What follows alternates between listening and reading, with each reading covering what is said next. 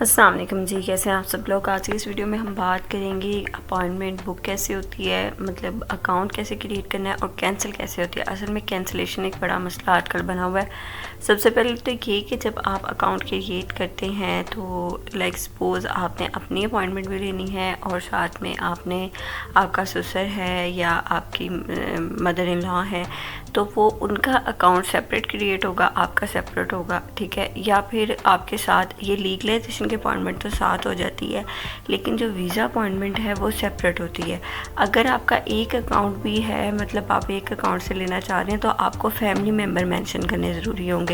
जैसे आप 18 अबव हैं तो आपकी वीज़ा अपॉइंटमेंट है तो वो सेपरेट होगी। अगर 18 अबव के हैं, मतलब अगर आप की एज उतनी ही थी, 18 थी या 18 से कम थी जब इशू हुआ था, तब तो आपकी हो सकती है। लेकिन जैसे वर्क अपॉइंटमेंट है या फिर दूसरी अपॉइंटमेंट्स होती हैं वो सेपरेटली ही होती हैं, ठीक है। अब 2 अपॉइंटमेंट्स होंगी, लीगलाइजेशन इकट्ठे हो जाती है, लीगलाइजेशन का मसला नहीं होता।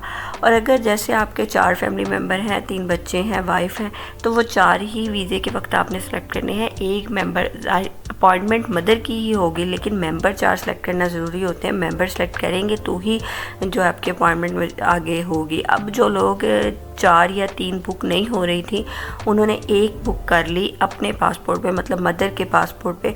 अब इशू ये हुआ कि जो उन्होंने बुक की है ना, तो उस पर वो लोग आपको इंटरटेन कर रहे हैं और वो कैंसिल भी नहीं हो रही। और कैंसिलेशन का मसला ये है कि वो कैंसिल होगी तो ही आप नई बुक कर सकते हैं, क्योंकि जब आप एक पासपोर्ट पे एक आईडी लॉगिन क्रिएट कर लेते हैं तो वो दोबारा जो है वो एरर देता रहता है, और ना तो वो पहली कैंसिल होती है। इसी वजह से, क्योंकि वो उनका रूल है कि मतलब ये बात उनसे करके भी पता चला है कि उनका रूल है कि जब आपकी अपॉइंटमेंट डेट गुजर जाती है ना, तो उससे 1 मंथ बाद आपकी दोबारा अपॉइंटमेंट बुक हो सकती है पोर्टल पे, पहली कैंसिल करके। अब पहली कैंसिल ही नहीं हो रही, पहली इसी वजह से कैंसिल नहीं हो रही क्योंकि टाइम पीरियड उतना गुजरा नहीं होता ना।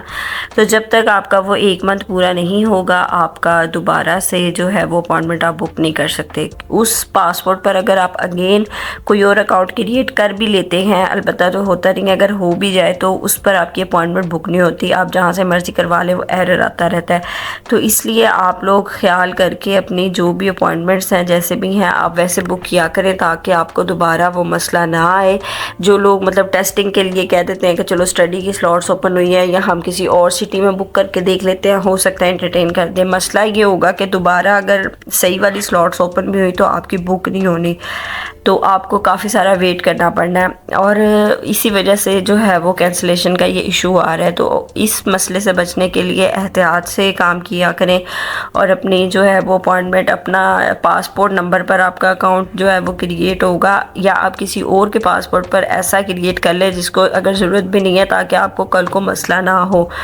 और फिर इसीलिए आपको ये सारी चीज़ें बता रहे हैं ताकि आप लोग इस मसले मसाइल से बचें।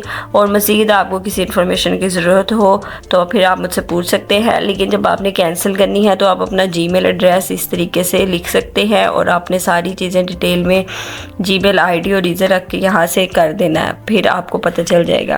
अल्लाह हाफ़िज़।